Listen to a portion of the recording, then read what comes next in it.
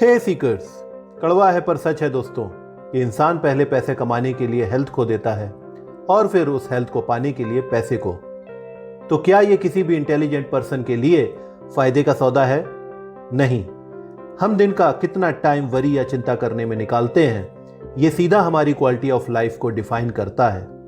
चिंता किसी भी इंसान की मेंटल और फिजिकल सिस्टम पर सबसे बुरा इंपैक्ट डालती है। इसलिए कहा गया है कि चिंता चिता के समान है। How to stop worrying and start living by Dale Carnegie एक बेस्ट सेलिंग बुक है, जिसमें ऑथर ने कुछ टेक्निक्स बताई हैं जिनका यूज करके कोई भी इंडिविजुअल अपनी चिंताओं पर रोक लगाकर एक बेटर लाइफ जी सकता है। तो आइए समझते हैं ऐसी ही कुछ टेक्निक्स को। फर्स्ट टेक्निक है स्टेइंग बिजी। हमारा माइंड एक साथ दो चीजों के बारे में नहीं सोच सकता। आप ट्राई करके देखिए। एक साइड आप क्रिकेट के बारे में सोचो और उसी टाइम सॉकर के बारे में सोचने का ट्राई करो। तो या तो आप क्रिकेट के बारे में सोच सकते हैं या सॉकर के बारे में। हमारा माइंड एक टाइम पे एक ही चीज सोच सकता है। सो अगर हम अपने दिमाग को दूसरे काम में बिजी रखेंगे तो वरी की तरफ ध्यान नहीं जाएगा। इसलिए अपने आप को बिजी रखना किसी भी वरी से दूर रहने का सबसे अच्छा मेथड है। बट अपने आप को बिजी रखने का मतलब ये बिल्कुल नहीं कि आप 16 घंटे ऑफिस के काम में बिजी हो जाएं, बल्कि अपने फ्री टाइम को म्यूजिक, बुक रीडिंग में स्पेंड करें, बच्चों के साथ खेलें, अपनी फैमिली को टाइम दें और अदर हॉबीज को फॉलो करें।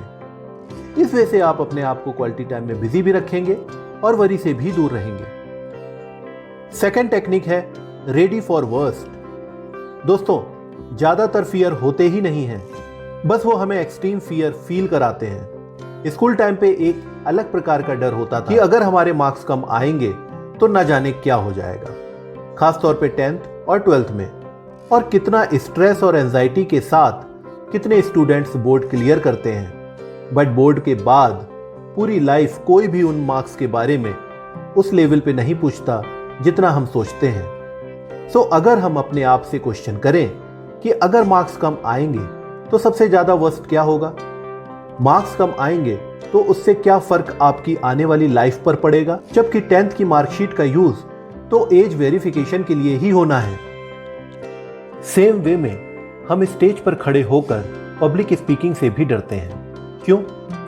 क्योंकि हम में से कई ये सोचते हैं कि लोग हमारा मजाक बनाएंगे, हंसेंगे और ना जाने क्या सोचेंगे, और इस रीजन से हम कभी पब्लिक स्पीकिंग नहीं कर पाते।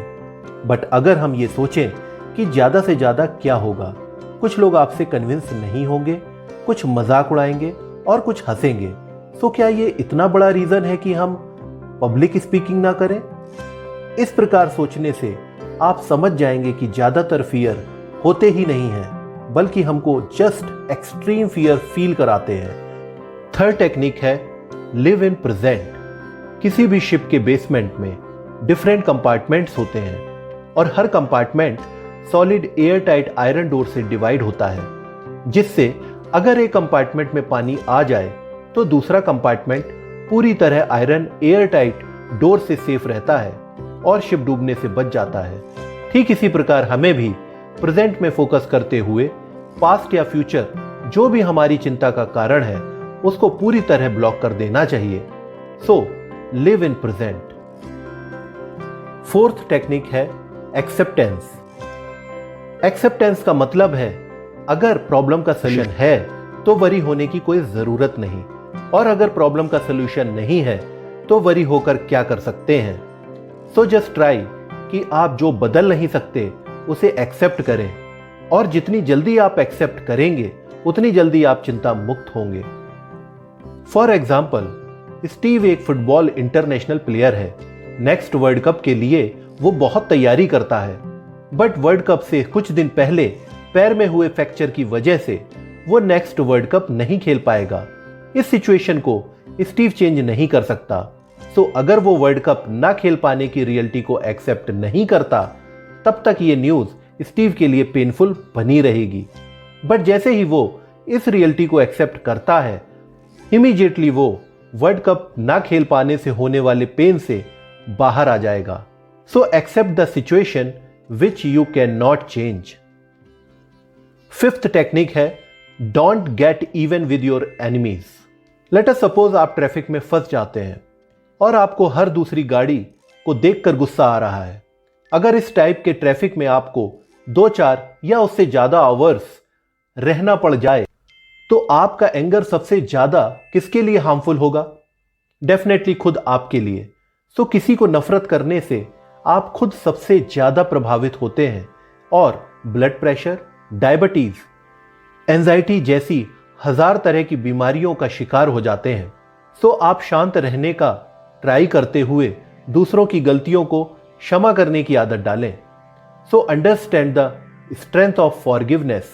सो ये कुछ टेक्निक्स थी amazing book how to stop worrying and start living by Dale Carnegie. दोस्तों, अगर आप इस बुक की ऑडियो कॉपी या हार्ड कॉपी परचेस करना चाहते हैं तो लिंक डिस्क्रिप्शन में दिया है। Thanks for watching. Happy reading.